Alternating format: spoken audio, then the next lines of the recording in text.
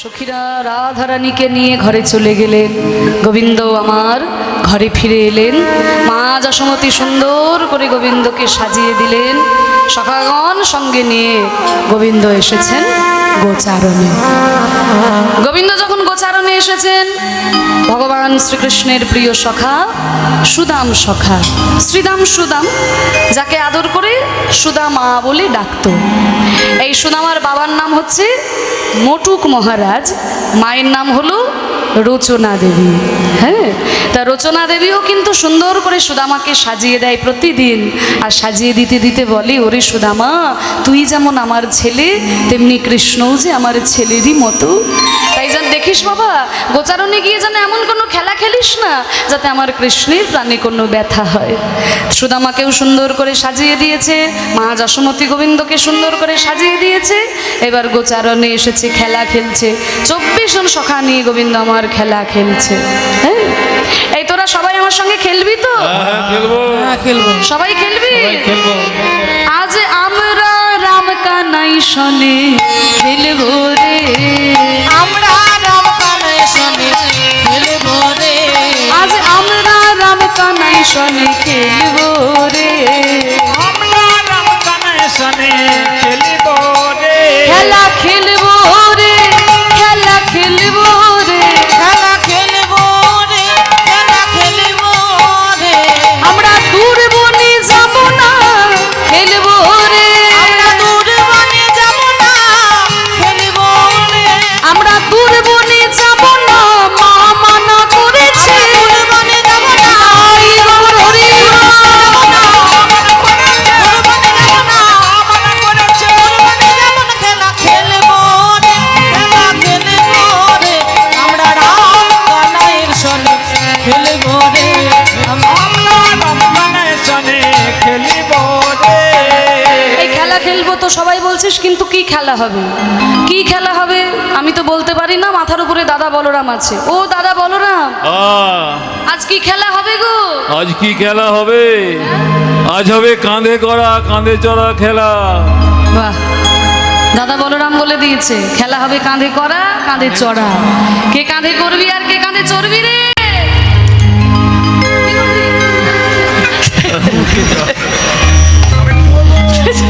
চড়বি? তুই কি করবি? আমিও চলবো। সবাই কাঁধে চড়বে। হ্যাঁ, আমরা সবাই কাঁধে চড়বো। এই তোরা সবাই যদি বলিস কাঁধে চড়বো, তাহলে কাঁধে করবে কে? এবার কাঁধে চড়ার দলে যদি কেউ নাম লেখাতে পারে, কেউ কাঁধে করার দলে নাম লেখাবে কেন? শুধু শুধু কষ্ট করতে যাবে? এই ওইভাবে বললে হবে না, সাঁতুরি পাততে হবে। আমরা কতজন আছি? 24 জন। কৃষ্ণের সখা হচ্ছে 24 জন। তাদের মধ্যে 12 জন প্রধান, 12 জন উপপ্রধান। দেখা যাক কজনের নাম করা যায়। গোবিন্দের প্রধান যে সখা, তাদের মধ্যে কারা আছে? মায়েরা মন দিয়ে শোনো। শ্রীদাম সুদাম দাম বসুদাম সুবল মহাবল সুবাহু বহুবাহু স্তক কৃষ্ণ অর্জুন লবঙ্গ আর মধুমঙ্গল। 12টা হয়েছে?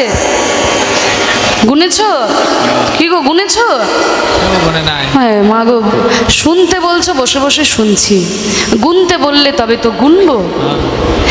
এইবার বলছি তাহলে গুনো, ভালো করে গুনো, দেখো কটা হয়েছে।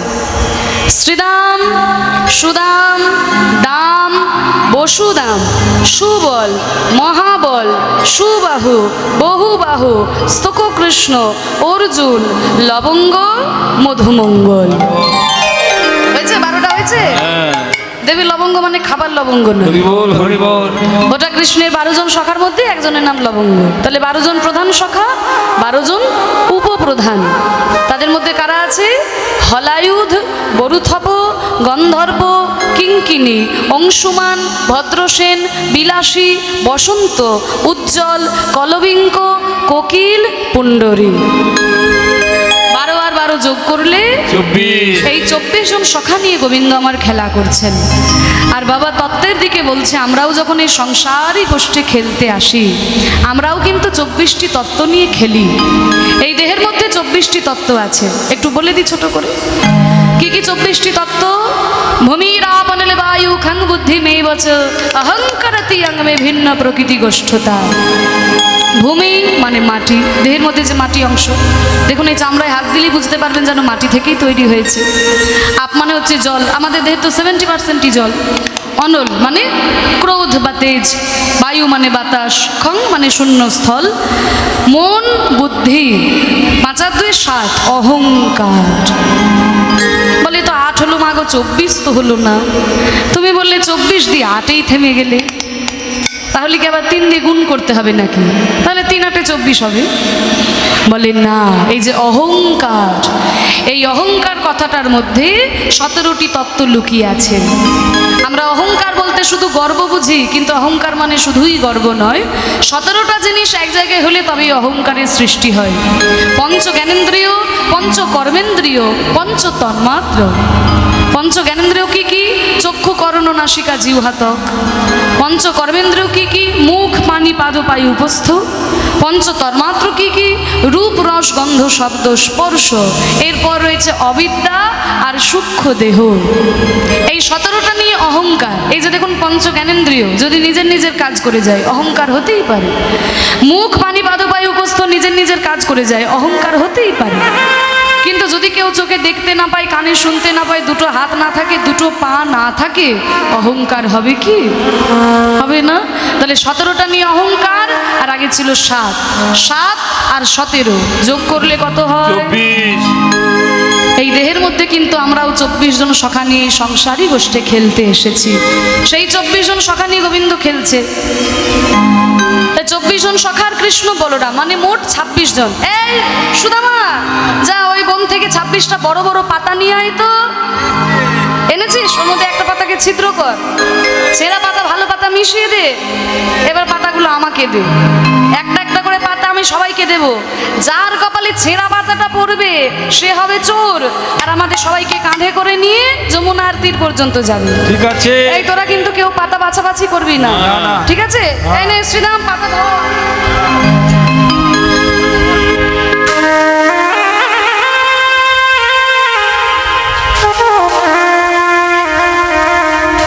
এই শ্রীরাম, তোর পাতাটা কেমন রে? তুই ভালো পাতা পেয়েছিস?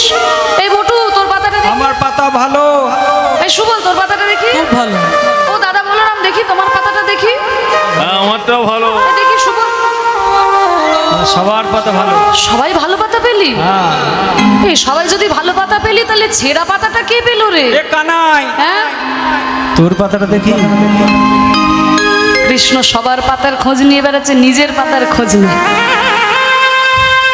দেখবেন যে সবার ভালো করে তার নিজের ভালো হয় না, যে সবার ভালো করে তার নিজের ভালো হয় না। তোরা আমার পাতা দেখবি? হ্যাঁ। আমিও ভালো পাতা পেয়েছি, দেখি। দেখবি? এই এ কানাই পাতা ছেঁড়া। এখানে চোর। ছেঁড়া পাতা পড়েছে রে। কানাই চোর। না, আমার কপালে ছেঁড়া পাতা। চোর। চোর বলবি না, চোর বলবি না। চোরকে চোর বলেছি তো গায়ে ফোঁসকা পড়ে গেছে। চোরের মায়ে আবার বড় গলা। হরি বল, হরি বল। বলছে চোরের মায়ের বড় গলা। তুই তো দিনরাত বৃন্দাবনের ঘর থেকে ক্ষীরসর ননি মাখন চুরি করে খাচ্ছিস। কানাই, তোকে চোর বলেছি তো তোর গায়ে ফোসকা পড়ে গেছে? এই শোন, আমি যখন বৃন্দাবনের ঘর থেকে ননি মাখন চুরি করে খাই, ওই চুরি করা ননি মাখন কি আমি একা খাই? না না, তোরা সবাই ভাগ হ্যাঁ, করে আমরা খাস। সবাই খাই। তাহলে চুরি করা ননি মাখন যে খাবে সেও। আমি চোর হলে তোরা সবাই চোর। কানাই, অত কথায় কাজ নেই, তুই চোর হয়েছিস, কাঁধে কর। ঠিক আছে, ঠিক আছে। এই সুদামা, নে আমার কাঁধের উপরে ওঠ। সুদামা রে লইয়া কাঁধে ছুটিতে লাগিল উলধ্বনি। সুদামারে লইয়ে কাঁধে ছুটিতে লাগিল। সুদামারে লইয়া কাঁধে ছুটিতে লাগিল। পক্ষয়াম্র বৃক্ষ তলে আসিয়া দাঁড়া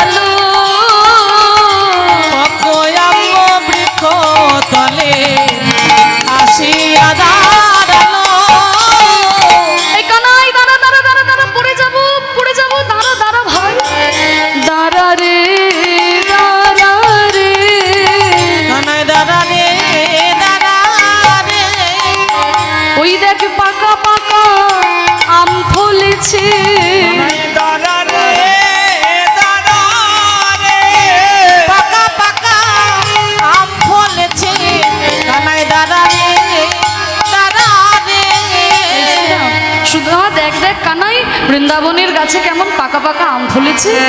এই সুদামা, তুই আমাকে পাকা পাকা আম দেখাচ্ছিস, দে না একটা আম পেড়ে আমার হাতে দে।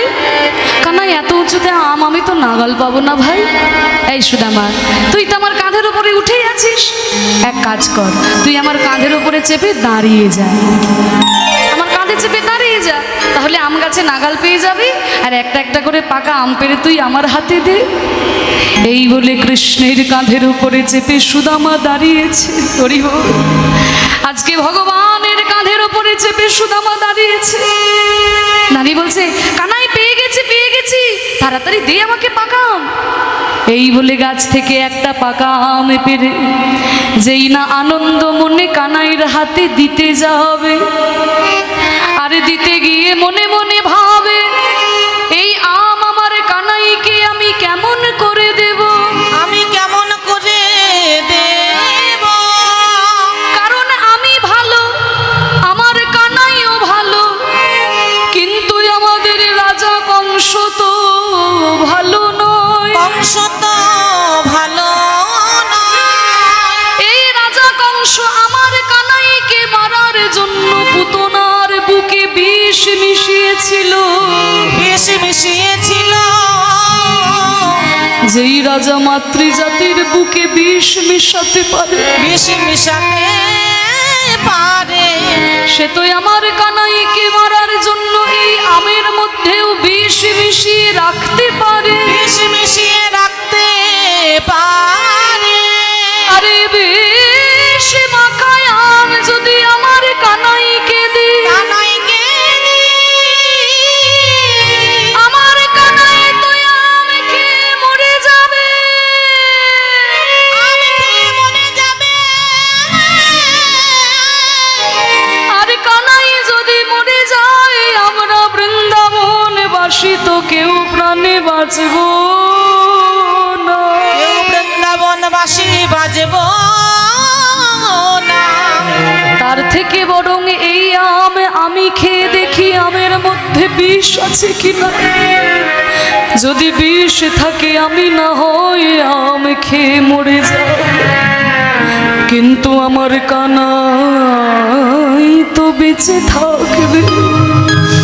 কানাই বেঁচে থাকলে কত বড় বড় কাজ করবে। কানাই গিরি গোবর্ধন ধারণ করে বৃন্দাবনকে রক্ষা করেছে, কানাই কালিও নাগকে দমন করে বৃন্দাবনকে রক্ষা করেছে। বৃন্দাবনকে রক্ষা করেছে। আমি যদি মরে যাই কারোর কোনো ক্ষতি হবে না, কিন্তু কানাই যদি মরে যায় বৃন্দাবনবাসী তো কেউ প্রাণে বাঁচবে না। কেউ প্রাণে বাঁচবে না। না, না, এই আমটা আমি খেয়ে দেখি আমের মধ্যে বিষ আছে কিনা, আমি মরে গেলে কোনো ক্ষতি নাই, আমার কানাই যেন বেঁচে থাকে। এই বলে আমটা নিয়ে যেই একটা কামড় দিয়েছে, আহা কত মিষ্টি সুস্বাদু আম, আমার ভাই কানাইয়ের বড় ভালো লাগবে গো। এই বলে আমটা নিয়ে একটু অপেক্ষা করে যখন দেখলো কই আমি তো মরলাম না, তাহলে নিশ্চয়ই আমের মধ্যে বিষ নাই। এবার ওই আমটা যখন দিতে গেছে আমার মনে মনে ভাবলো, আচ্ছা হয়তো যেদিকটাই আমি কামড় দিলাম এই দিকটাই বিষ নাই, আমটার উল্টো দিকে তো বিষ থাকতে পারে। এই বলে আমটাকে উল্টো দিকে ঘুরিয়ে আর একবার কামড় দিয়েছে, চারিদিকে জিহ্বা দিয়ে লেহন করলো, চারিদিকে ঘুরিয়ে ঘুরিয়ে জিহ্বা দিয়ে লেহন করে যখন দেখলো যে না আমি তো আম খেয়ে মরলাম না, তাহলে নিশ্চয়ই আমের মধ্যে বিষ নাই। এইবার ওই জিহ্বা দিয়ে লেহন করা এঠো আমটা কানাইয়ের হাতে দিয়ে বলে, ওরে কানা, ওরে কানাই রে, আমি আম খেয়ে দেখলাম, জিহ্বা দিয়ে লেহন করে দেখলাম আমের মধ্যে বিষ নাই রে কানাই, এই নে এইবার এই আমটা তুই খা। তবে দেখিস ভাই ভালো লাগছে বলে যেন পুরো আমটাই খেয়ে নিস না রে কানাই, আমের একটু আটি অংশ যেন আমার জন্য রাখিস ভাই। কেন জানিস, তোরে ঠো বড় মিঠো লাগে, ওরে ভাই রে কানা, কানা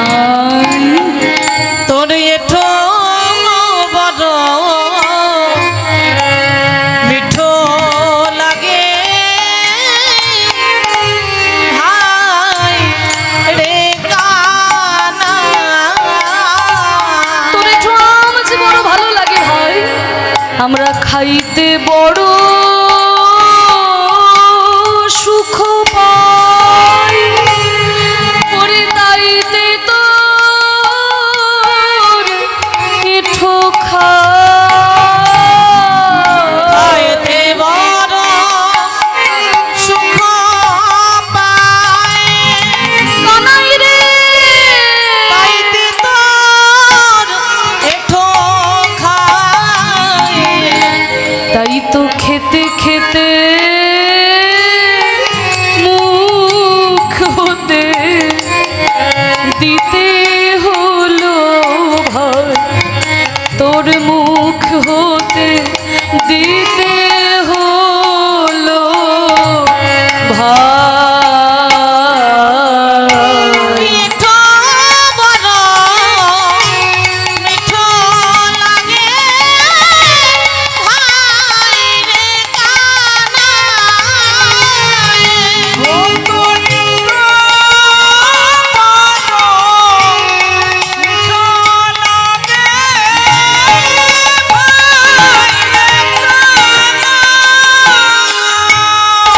এই সুদামা তো রাম খেতে ইচ্ছা হচ্ছে গাছ থেকে পেরে খা না আমাকে যেটা দিয়েছিস এটা নিয়ে কেন টানাটানি আমার এঠো বলে তোর বেশি ভালো লাগছে হ্যাঁ রে কানাই তোর এঠো বলেই যে ভালো লাগছে রে ভাই ও মাইরা দেখবেন বাড়িতে যদি কারোর কোনো পেয়ারা গাছ থাকে তা গাছ পাকা পেয়ারা এমনিতেই মিষ্টি হয় কিন্তু যে পেয়ারাটাতে আগে থেকে পাখিতে একটু ঠোকর দিয়ে যায় সেই পেয়ারাটা কিন্তু সব থেকে বেশি মিষ্টি হয় কানাই রে বৃন্দাবনের গাছের আম এমনিতেই মিষ্টি কিন্তু যেই আমটা একবার তোর বদনে উঠেছে কানাই যেন শতগুণ বেশি মিষ্টি হয়ে যায় আমার কি মনে হয় জানিস তোর ওই ঠোঁটের মধ্যেই কিছু একটা জাদু আছে ভাই যে আম তোর বদনে উঠলে শতগুণ বেশি মিষ্টি হয়ে যায় তোরে ওরা আধর মাঝে আমি না জানি কি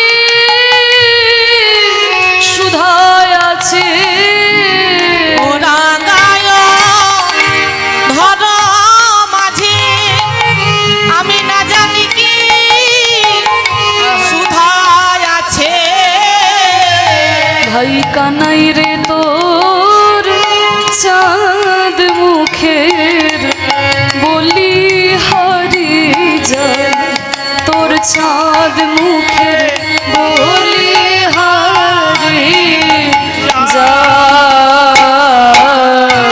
মিঠো বড় মিঠো লাগে ভাই রে কানাই ও তোরিন্দ্র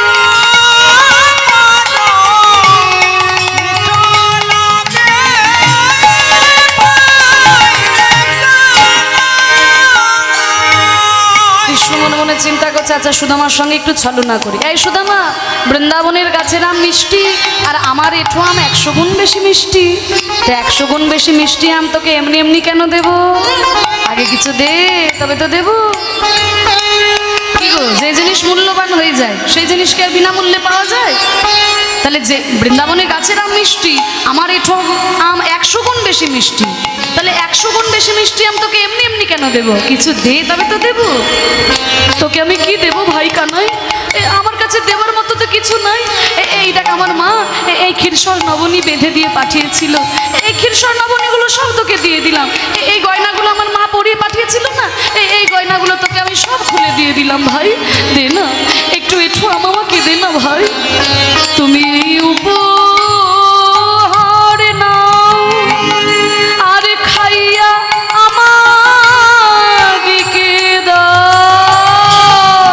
এই তো হার না খাইয়া আমার দিকে দাও আরে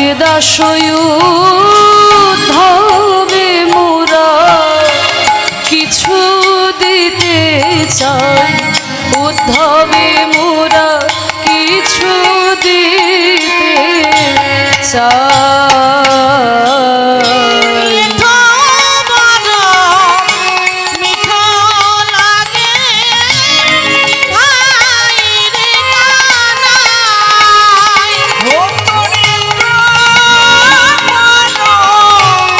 মিঠো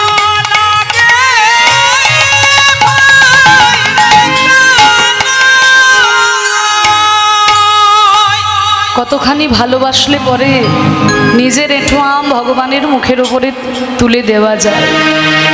আসলে শ্রীরাম সুদাম দাম বসুদাম তো কৃষ্ণকে ভগবান বলে ভালোবাসে না, তারা কিন্তু নিজেদের বন্ধু বলেই ভালোবাসে। ভগবানকে কি করে ভালোবাসতে হয় এদেরকে না দেখলে আমরা বুঝতে পারি না। আমরা তো ভগবানকে ভালোবাসতে পারি না মাগো। আমরা ভগবানকে ভালোবাসি হাজারটা জিনিস চেয়ে তারপরে ভগবানকে ডাকি। ঠাকুরের কাছে এসে 10 টাকার বাতাসা দিয়ে বলি, ঠাকুর এই আমি তোমাকে বাতাসা দিলাম, আমার একতলা বাড়িটা যেন তাড়াতাড়ি 2 তলা হয়ে যায়, আমার মেয়ের বিয়েটা যেন হয়ে যায়, ঠাকুর আমার ছেলের চাকরিটা যেন হয়ে যায়। এইরকম আমার মতো ভক্ত যারা আছে,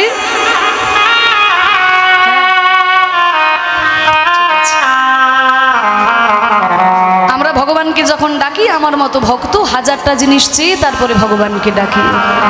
আচ্ছা সত্যি করে বলো তো মা, ভগবান কি তোমার বাতাসার জন্য বসে আছে? ঠাকুর আমার একতলা বাড়িটা যেন 2 তলা হয়ে যায়, মেয়ের বিয়ে হয়ে যায়, ছেলের চাকরি হয়ে যায়, আমি তোমাকে বাতাসা দিলাম। তাহলে ভগবান কি আমাদের বাতাসার জন্য বসে আছে? আমরা দেব তবে ভগবান পাবে। কিন্তু তবুও ভগবান আমাদের কাছে চায় কেন? আস্বাদন করার জন্য। দেখবেন যদি কোনো বাবা দূরদেশে যায়, ঘরে আসার সময় কিন্তু ছেলেদের জন্য একটু মিষ্টি নিয়ে আসে। একজন বাবা বিদেশে গেছেন, ঘরে আসার সময় ছেলেদের জন্য 1 ভাঁড় মিষ্টি এনেছে। মিষ্টিটাকে এনে গিন্নির হাতে তুলে দিয়েছে। মা করেছে কিনা 4টি ছেলে, একটা একটা করে মিষ্টি 4টি ছেলেকে দিয়েছে। আর ছেলেদেরকে দেওয়ার পরে ছেলেরা যখন মিষ্টিগুলো খায় তখন বাবা হাত পেতে চায়, ওরে আমাকে একটু দিবি না, আমাকে একটু দে। আচ্ছা সত্যি করে বলুন তো, বাবা কি খাবার জন্য চায়? বাবার পকেটে তো অনেক টাকা ছিল, মিষ্টি দোকানে বসে একটা কেন 100টা মিষ্টি খেতে পারত। কিন্তু ছেলের হাতে তুলে দিলাম, তার থেকে ছেলে যদি একটু খুঁটে দেয় বাবার কত আনন্দ হয়। তাহলে 4টা ছেলের মধ্যে একটা ছেলে করে কি, বাবাকে একটু নখে করে খুঁটে দেয়, এই দেখো বাবা তোমায় দিলাম। আর ওইটুকু মিষ্টি খেয়ে বাবার আনন্দে প্রাণটা ভরে যায়। আহা ওই মিষ্টির এত স্বাদ আমার আগে তো জানা ছিল না। আবার কোন ছেলে করে কি, মিষ্টিটাকে অর্ধেক অর্ধেক করে ভেঙে বাবাকে দেয়, বাবা তুমি খাও। আবার কোন ছেলে গোটা মিষ্টিটাই বাবার মুখে গুঁজে দেয়, বাবা তুমি খাও, আরো অনেক মিষ্টি আছে আমি পরে খাবো, বাবা তুমি খাও। আবার কোন ছেলে করে কি না, ওই মিষ্টিটাকে মাটিতে ছুঁড়ে ফেলে দেয়, তবু বাবাকে দিতে মন হয় না। যিনি আমাদের বিশ্ব ব্রহ্মাণ্ডের মালিক, আমাদের সকল কিছু দান করে আজকে কলিযুগে হাত তুলে দাঁড়িয়ে আছেন, ওগো কলিজীব আমি যে তোমাদের এত কিছু দিলাম তোমরা আমাকে কিছু দেবে না। আমি যে তোমাদের সর্বস্ব দান করে ভিখারি হয়েছি, তোমরা আমাকে কিছু দাও। ভগবান আমাদের কাছে টাকা পয়সা ধন দৌলত চাই না, ভগবান ভক্তির কাঙাল, প্রেমের কাঙাল। কিন্তু এই প্রেম ভক্তিটুকু আমরা ভগবানকে দিতে পারি না। এই মন আমরা ভগবানকে দিতে পারি না, এই মন প্রাণ দিয়ে ভগবানেরকে ডাকতে পারি না। শ্রীদাম সুদাম দাম বসুদাম কৃষ্ণকে ভালোবেসেছিল, কৃষ্ণের কাছে কিছু চাইনি। বৃন্দাবনের ব্রজগোপীরা বলেছিল, কৃষ্ণ তোমাকে কেন ভালোবাসি জানো? তোমাকে ভালো লাগে তাই তোমাকে ভালোবাসি, তোমার কাছে কিছু পাবার আশায় আমরা ভালোবাসি না।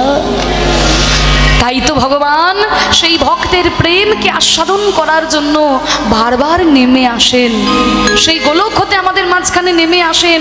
ভগবানের টাকা পয়সা ধন দৌলত লাগে না, ভগবান ভক্তির কাঙাল, ভালোবাসার কাঙাল। কিন্তু এই ভক্তি, এই প্রেম আমরা ভগবানকে নিবেদন করতে পারি না। কিন্তু এই ভক্তিকে আস্বাদন করার জন্যই তো তিনি নেমে এসেছেন। আজকে সুদামাকে কাঁধে নিয়ে দৌড়াচ্ছেন ভগবান। কেন? ওই ভক্তের প্রেমকে, ভালোবাসাকে আস্বাদন করার জন্য।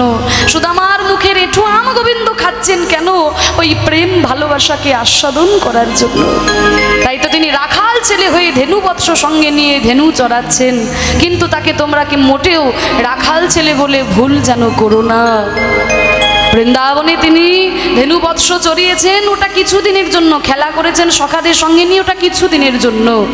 সারা বিশ্ব ব্রহ্মাণ্ড নিয়েই তো ভগবান খেলা করছে। বৃন্দাবনের খেলাটা কিছুদিনের খেলা, সারা বিশ্ব ব্রহ্মাণ্ড নিয়ে ভগবান খেলা করেছেন।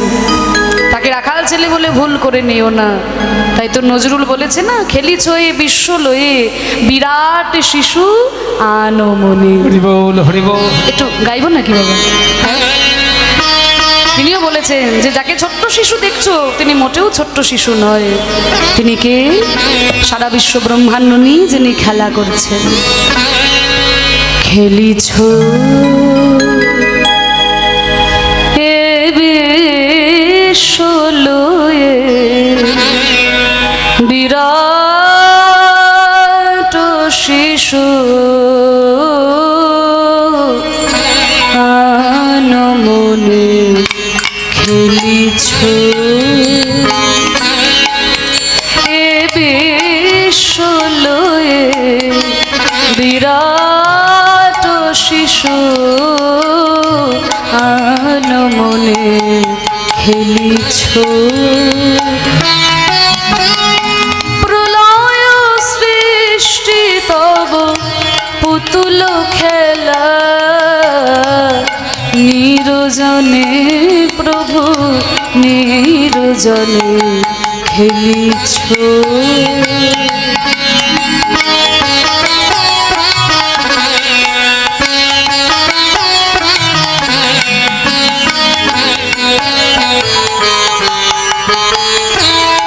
সারা বিশ্ব ব্রহ্মাণ্ড নিয়ে যিনি খেলা করছেন, বিরাট শিশু, তাকে দেখতে ছোট্ট শিশু, তিনি মোটেও ছোট্ট শিশু নয়। কারণ তার ওই ছোট্ট মুখের মধ্যেই সারা পৃথিবী রেখেছিলেন মা যশোদা। তিনি তো ছোট্ট শিশু নয়, শিশু বটে কিন্তু বিরাট শিশু। প্রলয় সৃষ্টি তব পুতুল খেলা। ছোট ছোট বাচ্চারা খেলা করে না, কি মন হলো বালি দিয়ে একটা ঘর বানালো, আবার কি মন হলো এমন একটা লাথি দিল, বালির ঘর ভেঙে পড়ে গেল। ভগবানও খেলা করছেন, কখনো ইচ্ছা হচ্ছে সৃষ্টি করছেন, আবার কখনো এমন প্রলয় ডেকে আনছেন যে নিমেষের মধ্যে সব কিছু ধ্বংস করে দিয়ে চলে যাচ্ছে। আর খেলা কি করে বুঝবো? প্রলয় সৃষ্টি তব পুতুল খেলা, নিরজনে প্রভু নিরজনে খেলিছ।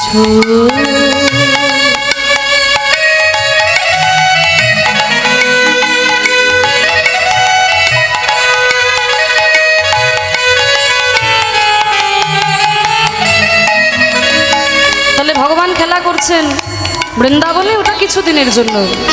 তার খেলার চিরস্থায়ী জায়গা কোথায়? ওই যে শূন্যে মহা আকাশে তুমি মগ্ন লীলা বিলাসে। শূন্যে মহা আকাশে তুমি মগ্ন লীলা বিলাসে। ভাঙিছ গড়িছ নীতি ক্ষণে ক্ষণে, নিরজনে প্রভু নিরজনে খেলিছ।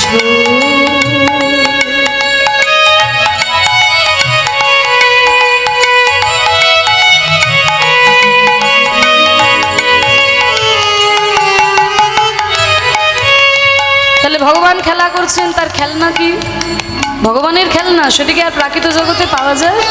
বলে না, তার খেলনা কি?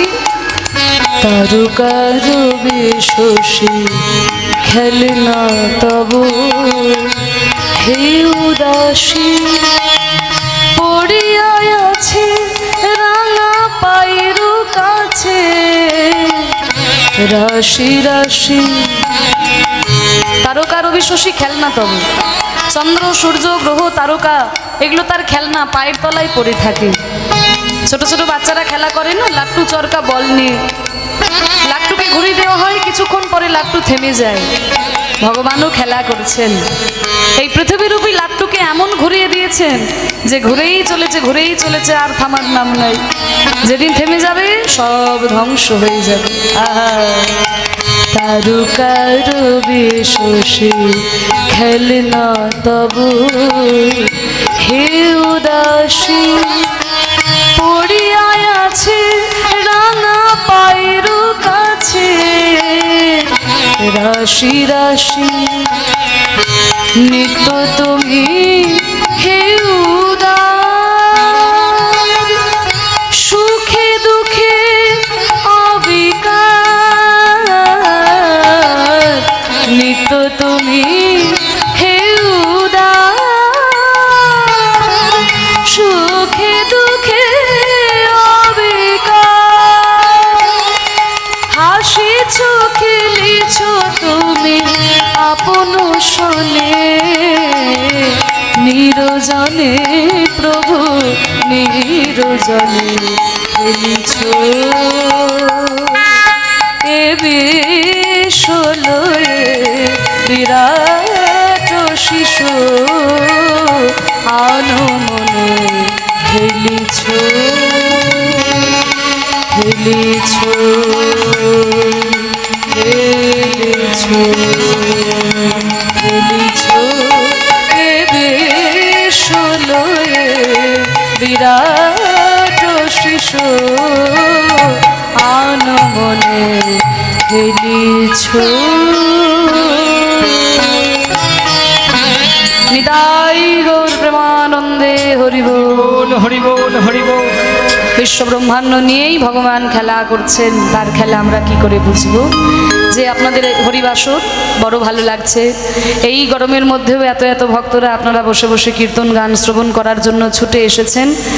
এই হরিবাসর চলতে থাকুক, যুগ যুগ ধরে চলতে থাকুক, যাতে কিঞ্চিৎ ভক্তি আমাদের উদয় হয়। শ্রবণম কীর্তনম, নববিধা ভক্তির মধ্যে প্রথমেই হচ্ছে শ্রবণ। শ্রবণ হচ্ছে সবার প্রথমে শোনা। আমি যে কীর্তন গাইছি তার থেকে ওপরেও আপনাদের স্থান, জানেন তো? প্রথমে হচ্ছে শ্রবণ, হ্যাঁ, শুনে ভগবানকে লাভ করা যায়। তা সেই ব্যবস্থায় আমাদের কমিটির দাদারা ভাইরা তোমাদের জন্য করে দিয়েছে। এই হরিনাম সংকীর্তন তোমরা প্রাণ ভরে শ্রবণ করছো, এইভাবে যেন বছর বছর তোমরা শ্রবণ করতে পারো হরিনাম।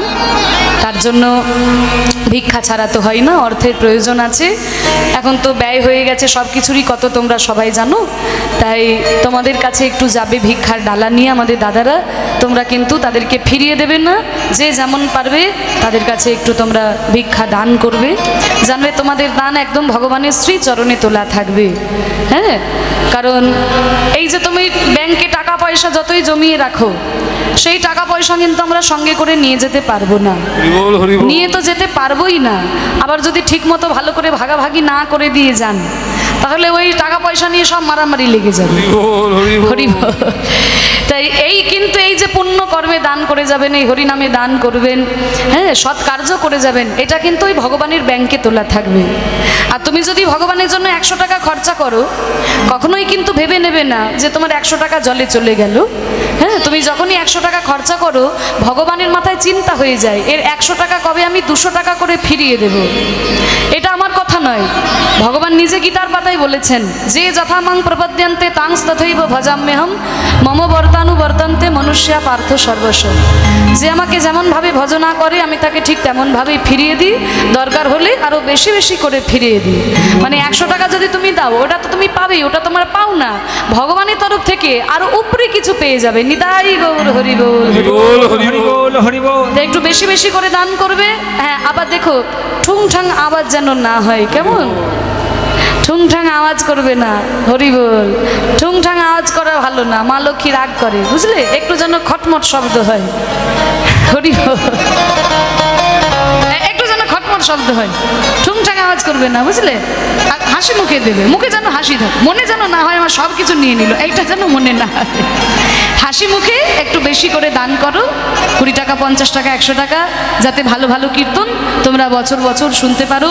16 প্রহর হচ্ছে, পরবর্তীতে যেন 24 প্রহর হতে পারে, ভগবানের কাছে এই প্রার্থনা, এই আশা রাখি এবং আপনাদের কাছেও নিবেদন করি, আপনারা একটু তাদেরকে সহযোগিতার হাত বাড়িয়ে দিন। নিতাই গৌর প্রেমানন্দে হরি বল। হরি বল, হরি বল। ওমা, একদিন তো আমাদের সব কিছুই পৃথিবীতে দিয়ে চলে যেতে হবে গো, সঙ্গে করে কোনো কিছুই নিয়ে যেতে পারবো না। টাকা পয়সা ধন দৌলত গাড়ি বাড়ি কোনো কিছুই নিয়ে যেতে পারবো না। এটা আমাদের বাংলার কবি বলেছেন না, হও না তুমি যতই বড় রাজা জমিদার,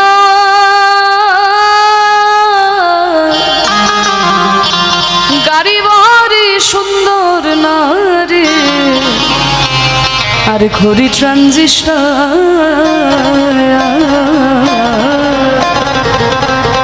সেদিন রবে না আর কোনো অধিকার, সেদিন রবে না আর কোনো অধিকার, এই বিষয় বৈভবে সুন্দর পৃথিবী ছেড়ে একদিন চলে যেতে হবে। ওরে মন রে একদিন চলে যেতে হবে। নগদ কলম তাগিদ পত্র, নগদ কলম তাগিদ পত্র নেমে আসবে যাবে, সুন্দর পৃথিবী ছেড়ে চলে যেতে হবে। মন রে চলে যেতে হবে।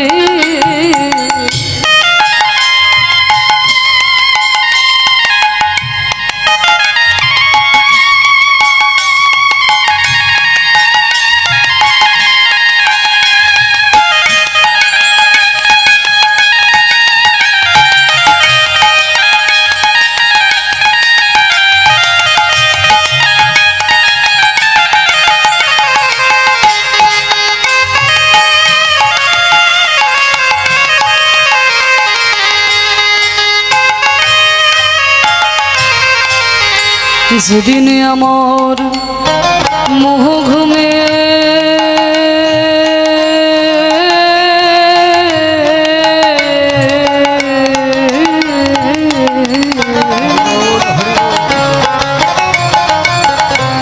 আমার বুঝবে রে দুই চোখ, পাড়া প্রতিবেশী সেদিন পাবে কিছু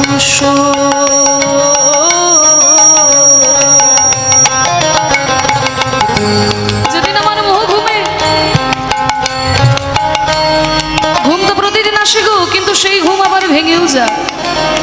কিন্তু যেদিন সেদিন এমন ঘুম আসবে যতই টাকা হোক আর ঘুম আমাদের ভাঙবে না। যেদিন আমার মোহ ঘুমে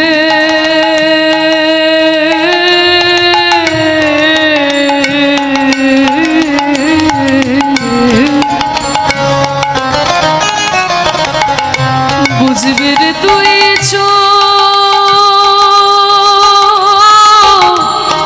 পাড়া প্রতিবেশী সেদিন পাবে কিছু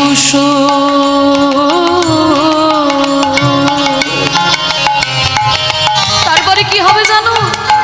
শেষে আমি যে পৃথিবীর লোক, শেষে আমি যে পৃথিবীর লোক, ভুলে যাবে সবে, সুন্দর পৃথিবী ছেড়ে চলে যেতে হবে।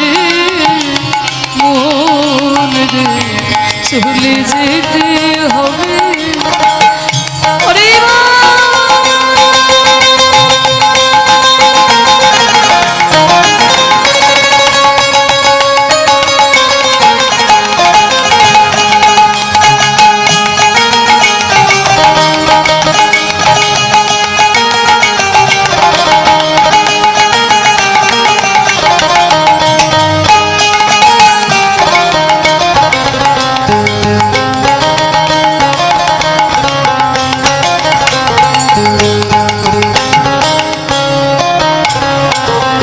শব্দ স্পর্শ রূপ রস গন্ধ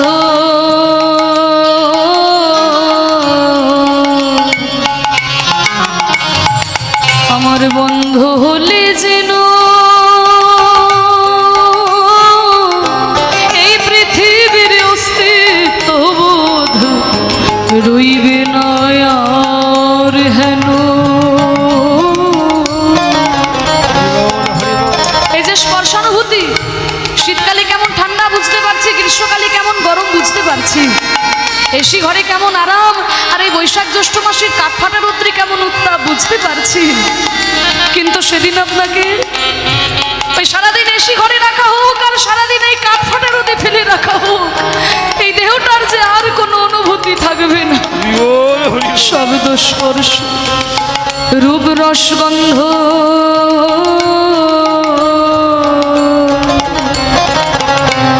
বন্ধ হলে যেন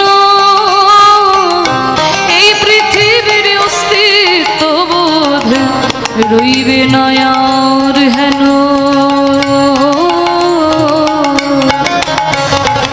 পাগল বিজয় বলে সেই দিন আমার, বিজয় বলে সেই দিন আমার নেমে আসবে কবে, সুন্দর পৃথিবী ছেড়ে চলে যেতে হবে।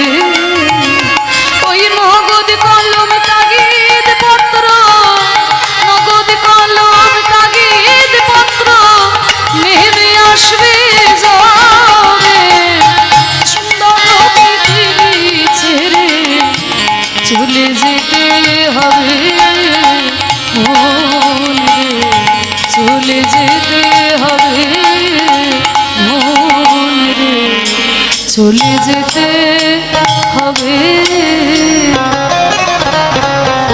তাই গৌর প্রেমানন্দে হরি বল। হরিবোল হরিবোল হরিবোল। সবকিছু ছেড়ে চলে যেতে হয়। মানুষ মরে যাওয়ার 50 বছর পরে কেউ কাউকে মনে রাখে না, কিন্তু পৃথিবীতে যেটা থেকে যায় সেটা হচ্ছে কর্ম। সৎ কর্ম যদি করে যেতে পারেন তাহলে মানুষ মরে যাওয়ার যুগ যুগ বছর বছর পরেও মানুষ মানুষকে মনে রাখে। তাহলে যে এই যে সুদামা কৃষ্ণকে এত ভালোবাসে, কৃষ্ণ সুদামাকে এত ভালোবাসে কেন? কেন সুদামা কৃষ্ণকে এত ভালোবাসে এটা জানতে হবে, কারণ পূর্বজন্মের বড় স্বীকৃতি না থাকলে পরে তো গোবিন্দচরণ লাভ করা যায় না। তাহলে সুদামা পূর্বজন্মে কে ছিল এটা আমাদের একটু জানতে হবে। সুদামা পূর্বজন্মে কে ছিল এটা জানতে গেলে আমাদেরকে যেতে হবে একটু ত্রেতা যুগে। ত্রেতা যুগে যখন রামচন্দ্রকে রাজা করবেন বলে সমস্ত ব্যবস্থা করেছেন রাজা দশরথ, রামচন্দ্র রাজা হবেন আর ওদিকে সবাই আনন্দ করছে, হই হুল্লোড় করছে, কত আনন্দ, ঢাক ঢোল বাজাচ্ছে, চারিদিকে আলো রোশনাই। এবার তোমরা সবাই জানো রামের মা কৌশল্যা আর ভরতের মা কইকেয়ী। এই কইকেয়ী কিন্তু রামকে নিজের ছেলের মতনই ভালোবাসতো, কিন্তু ওই যে মন্থরা পরিচারিকা, যে মন্থরা, সেই মন্থরা বলল কিরে কইকেয়ী, রাম রাজা হবে তো তুই এত আনন্দ করছিস কেন? বলে আমি আনন্দ করব না, আমি রামের মা, আমার ছেলে রাম রাজা হবে, আমার আনন্দ হবে না? বলে শোন, তুই রামের মা নয়, তুই রামের সৎ মা, তুই রামের সৎ মা। আজকে তোকে মা মা বলে মাথায় তুলে নৃত্য করছে, যেই দিন সিংহাসনে উঠে যাবে তোকে আর তোর ছেলে ভরতকে ঘাড় ধাক্কা দিয়ে অযোধ্যা থেকে বের করে দেবে। তুই আমাকে কি করতে বলি? শোন, রাজা দশরথকে তুই 2 বার প্রাণে বাঁচিয়েছিলি সেবা করে। রাজা বলেছিল তুই যা চাইবি তোকে তাই দেবে। তুই রাজা দশরথের কাছে চেয়ে নে যেন ওই রামচন্দ্রকে রাজা দশরথ 14 বছরের জন্য বনবাসে পাঠিয়ে দেয়, আর তোর ছেলে ভরতকে যেন সিংহাসনে রাজা করে, তুই চেয়ে নে। আর কইকেই কোনো চিন্তা ভাবনা না করে মহারাজের কাছে চেয়ে বসলেন। রাজা দশরথ সত্যনিষ্ঠ, কাউকে কোনো কথা দিলে সেই কথা তিনি রাখেন। নিজের সত্য রক্ষা করার জন্য নিজের বুকের পাথর চাপা দিয়েও রামচন্দ্রকে আদেশ দিলেন 14 বছরের জন্য বনবাসে যেতে। আর এই দুঃখটা সহ্য করতে না পেরে রাজা দশরথ ইহজগৎ পরিত্যাগ করে চলে গেলেন। এত ঘটনা ঘটে গেল অযোধ্যায়, কিন্তু সেই সময় ভরত বাড়িতে ছিল না। ভরত কিন্তু ছিল মামার বাড়িতে, কারণ মন্থরা এতটাই কুটিল, সে জানতো ভরতের চোখের সামনে কখনোই রামকে বনে পাঠানো যাবে না। ওই ভরত যখন মামার বাড়িতে ছিল সুযোগটা কাজে লাগিয়ে নিল, কিন্তু যখন রাজা দশরথ মারা গেলেন তখন ভরতকে মামার বাড়ি থেকে আনানো হলো। আর ভরত এসে দেখে কি তার সোনার রাজপ্রাসাদ একেবারে ভূতের বাড়িতে পরিণত হয়েছে। কেউ কথা বলে না, কেউ হাসে না, কারোর মুখে কথা নেই, হাসি নেই। একই আমার এই সোনার অযোধ্যাপুরীকে ভূতের বাড়িতে কে পরিণত করেছে? সুমন্ত্র এসে বলল, শোনো ভরত, তুমি এত চিৎকার করে কথা বলো না, তোমার মুখে মানাই না, কারণ অযোধ্যার এত বড় বড় ঘটনা ঘটেছে একমাত্র তোমার মায়ের জন্য। আমার মা? হ্যাঁ, তোমার মা। তোমার মায়ের ইচ্ছাতেই রামচন্দ্র 14 বছরের জন্য বনবাসে গেছে, সীতামা লক্ষ্মণও তার সঙ্গে চলে গেছে। আপাতত তুমি অযোধ্যার রাজা। আমার মা ছুটতে ছুটতে গেল ভরত। মা, মা গো। মা, আমি তোমাকে অসম্মান করতে পারবো না মা, কারণ তুমি আমার মা।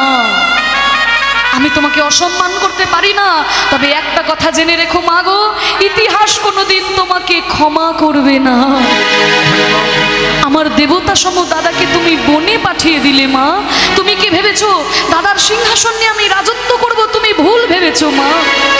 পিতামাতা যদি কোনো অন্যায় করে সন্তানকে সেই পাপের প্রায়শ্চিত্ত করতে হয়। তুমি আমার দাদাকে বনে পাঠিয়েছো, আমি পায়ে ধরে আমার দাদাকে ফিরিয়ে নিয়ে আসবো। আমি ফিরিয়ে নিয়ে আসবো আমার দাদাকে। ছুটতে ছুটতে ভরত গেল বনের মধ্যে, রামচন্দ্রের চরণ দুটিকে জড়িয়ে ধরেছে। দাদা, ও দাদা। দাদা তুমি ফিরে চলো, দাদা তুমি ফিরে চলো।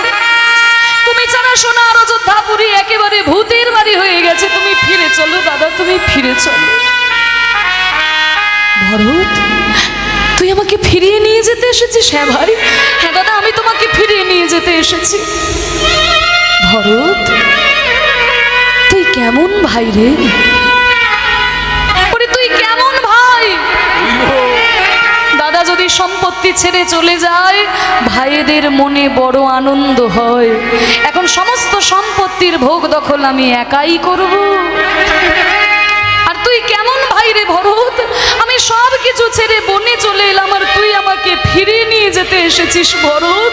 তোর মতো ভাই যেন ঘরে ঘরে হয় রে, তোর মতো ভাই যেন ঘরে ঘরে হয়। তুমি ফিরে চলো দাদা, তুমি ছাড়া সোনার অযোধ্যাপুরী ভূতের বাড়ি হয়ে গেছে। তুমি ফিরে চলো। আমি তো ফিরে যেতে পারবো না। কেন দাদা? ওরে আমার জীবনে বাবা আগে নাকি ভাই আগে?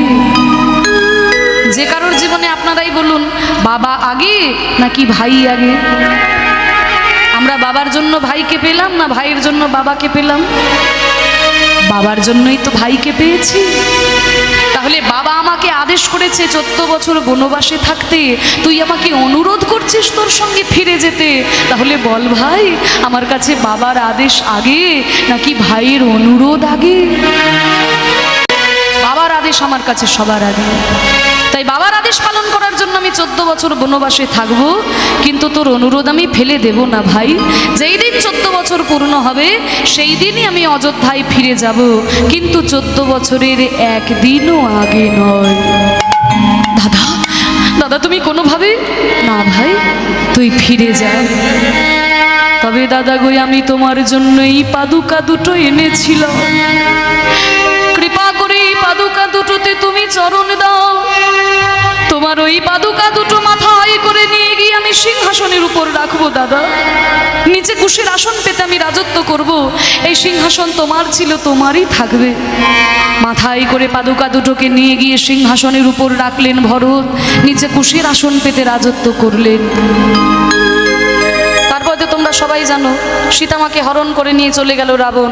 সেই রাবণের যুদ্ধ জয় করে, রাবণকে বধ করে, সীতামাকে উদ্ধার করে 14 বছর বনবাস করে যখন আউটে সাউন্ডগুলো বক্সগুলো বন্ধ হয়ে গেছে, রামচন্দ্র ফিরে এলেন। আউটের বক্সটা বন্ধ হয়েছে? হ্যাঁ, আউটের বক্সগুলো বন্ধ হয়ে গেছে। কানেকশনটা ঠিক করে দাও। 14 বছর বনবাস করে যখন, সর্বনাশ, আপ ডাউন হচ্ছে, বারবারই আপ ডাউন হচ্ছে। ভোল্টেজ বাড়াও, জেনারেটর দাও। জানি তাই, নিতাই গৌর প্রেমানন্দে হরি বল। রামচন্দ্র তো আনন্দে যাকে যা পারছে তাকে তাই দান করছে। কাউকে হীরের আংটি, কাউকে মণিমুক্তার হার, সবাইকে সব কিছু দান করতে করতে যখন ভরতের কাছে এসেছে, বল ভাই ভরত, তুই আমার কাছে কি চাস? তুই যা চাইবি আমি তোকে তাই দেব। সেদিন ভরতকে বলেছিল, জানো মা, সেদিন ভরত বলল, দাদা গো, আমি তো তোমার কাছে সোনার হার চাই না, আর হীরের আংটিও চাই না। আমি তোমার কাছে কি চাই জানো? এই জন্মে আমি যেমন তোমার ভাই হয়ে জন্ম নিয়েছি, আগামী কোনো জন্মে যদি কোনোদিন তোমাতে আমাতে দেখা হয়, কোনো জন্মে যদি কোনোদিন তোমাতে আমাতে দেখা হয়, সেদিন যেন আমাকে আর তোমার ভাই করে জন্ম দিও না। আমার একটাই চাওয়া দাদা গো, সেদিন আমায় বন্ধু করে বল হরি বল। তুমি জনম দিও। সেদিন বন্ধু